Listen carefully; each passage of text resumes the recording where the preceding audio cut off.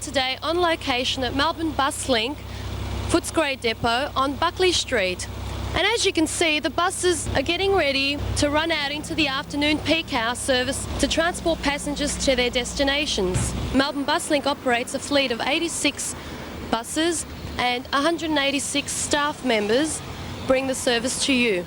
I'm here with Greg Dower, the General Manager for Melbourne Bus Link, to get some insight into what Melbourne Bus Link is all about, how it started and why it's important. Hello, Greg. How are you, Tania? I'm very well, thank you. Now, tell me, how did Melbourne Bus Link form?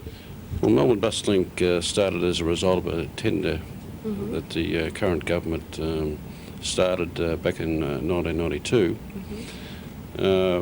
And as a result of that tender, Melbourne Bus Link was formed towards the end of last year, but it started operation on the 13th of April this year. Just a little bit of background into the tendering process. Prior to Melbourne Bus Link, the company that operated was Bus, which is part of the government service, and as a result, Melbourne Bus Link is the last of the government operation. Prior to that, there was 4 depots that operated the government service. NBC took over operation of the other part of the service back in 93.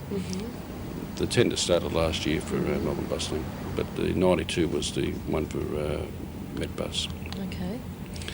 And what we're about is providing a fairly extensive service to the people of the western suburbs primarily, and also down along the beach area at Sandringham, Brighton, and also Gardenvale.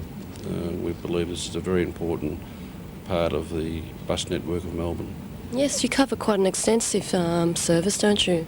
Yes, there's 7 routes, I think. Yes, 7 major routes, and each of those routes have their own characteristics, their own markets. So it's very important that we have a good understanding of that and ensure that we give the customers on those various markets the best possible service we can. Can you tell the viewers what those routes are? I'll start from 232, that's the service from North Altona to the city. That service operates from a interchange out at North Altona. It's basically an express service that operates 7 days a week. But the last service is on a Friday night at about 9 o'clock. It doesn't operate late at night. 220, which is Gardenvale to Sunshine, it's a very long route. The travel time during the peak period is around about 95 minutes. That provides a fairly extensive service to the western suburbs and also down the southeastern area. We carry a lot of school children on that route. 216 and 219 operate. 216 operates from Deer Park to Brighton, and 219 is from Sunshine Park and also South Sunshine to Brighton. That also is a very long route, and that route also extends to Melton on a Saturday, which makes it an extremely long route.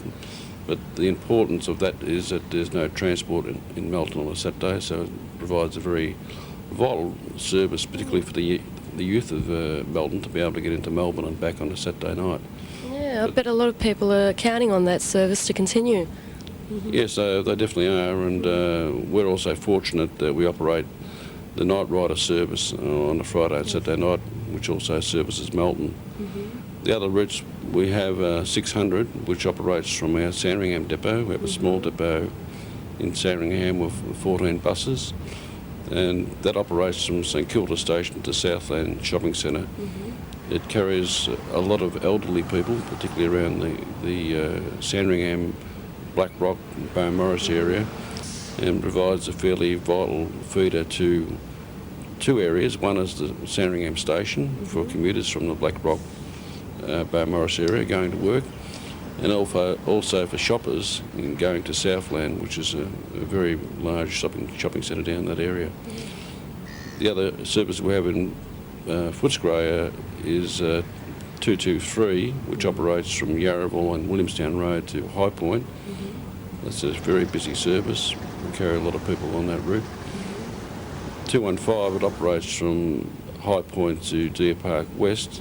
That's only an hour service, but it's also a fairly vital service. So they're basically our services, and we cover a very large area of the western suburbs and also down the southeast. Oh, that's great. Now, who are the groups that make up Melbourne Bus Link? Well, Melbourne Bus Link was formed as a result of a consortium between Dyson's Bus Services and Reservoir Bus Company, the two long-established companies that operate in the northern part of Melbourne. And they bring a lot of expertise to this business. And I believe one of the main things they bring to this business is a change of attitude towards the staff that operate in the business, which is extremely important. But they also are very experienced in bus operations. Hence the changes taking place, or that have taken place since the amalgamation of these groups to form the Melbourne Bus Link Co-op. Oh, yes, there's been quite a substantial change, particularly the way that the staff work. And there's a lot less administration now since the government operations. But we believe we concentrate on the core business, so we don't need a lot of people to do that. I think in the past there was emphasis on other things apart from the core business, and really our business to operate a bus service for the community in the western and the southeastern suburbs. And as I said before, I think the thing that you'll find in Melbourne Bus Link is a refreshing change in the attitude of staff towards working in this company as opposed to what it was before. And your focus now is very much on customer service. Customer service is what the business is all about. We're here to provide a service to the people. If we don't provide that service, we won't stay in business. So it's very important that we get the people to use our service, and the people that use our service are happy with our service. We have problems from time to time, but we do what we can as quickly as possible to identify the problems and also rectify them. We have a customer service department, so to speak. Well, I wouldn't call it a department. We have a full-time person that handles all the complaints that we receive, and I quite often handle a few myself, and we follow them up. But we're here to try to ensure that the people that are using the service get a first-class service and are happy with the service that they receive. You're in the process of getting 12 new buses built, is that right? That's correct. We're in the process of having those buses built. Hopefully we'll have the 12 in total in service by the end of this financial year. This is a very important initiative because the current fleet that we have, 24 of them are 1988 model buses. There's a device on the bus which enables the driver to kneel the bus, so it will be basically level with the gutter or the curbing. So that enables, for instance, an elderly person to step straight onto a bus, or in the case of a mother of a pram, just wheel the pram straight onto the bus. There's no climbing and there's less likelihood of people falling over. And in addition to that, gives us the ability to put wheelchairs onto the buses. If we can't get the wheelchair on by that means, the other way will be with a ramp, which will be also installed in the bus, where the driver will put down to get the wheelchair onto the bus. And we provide a place on the bus for a wheelchair to be stationed. What does it take to be a bus driver? I'm sure most people might think all it is, hopping onto a bus and sitting down and driving for eight odd hours. But what's exactly involved, and what level of skill do you need to be a bus driver? Well, I suppose I'm in a fortunate position. I was a bus driver 25 years ago. What you need, you have to have the ability to be able to concentrate for a fairly long length of time. It's a very skillful job and also very demanding. You have to have the right type of temperament, and also you have to have a sense of humour because sometimes things don't always go your way. So, but you got to have a very good driving technique because you're driving a 12-metre vehicle, which is quite heavy, and it doesn't pull up quite the same way as a motor car does. No. So the skill level is quite high. Where do you see the future of Melbourne Bus Link? I see the future has been very positive, mainly because there's going to be a lot of development in the western area. Docklands is one project that's going to be very important. We currently service that precinct. So when the road network is put in, obviously we'll be looking to provide a service to either residential or industrial development there.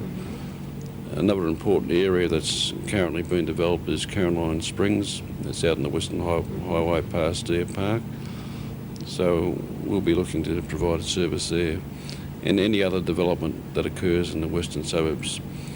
So we see the future as being very positive for this company. And as I said before, that we're introducing new buses. It's going to provide a higher level of satisfaction for the people using our service, and I believe also for our staff, because they'll be using the state-of-the-art equipment. So we see this a lot easier. It certainly will, and we see a very positive future for Melbourne Bus Link. Great. Well, thank you very much for your time, Greg, and good luck in the future. Well, it's a pleasure, and I hope the viewers out there are encouraged to use public transport because it's a very important aspect of the environmental protection that we need to ensure that we all get involved in nowadays. So thank you for the opportunity to be able to talk about Melbourne Bus Link. It's good night from me at Melbourne Bus Link at Footscray, wishing you comfortable and safe travel.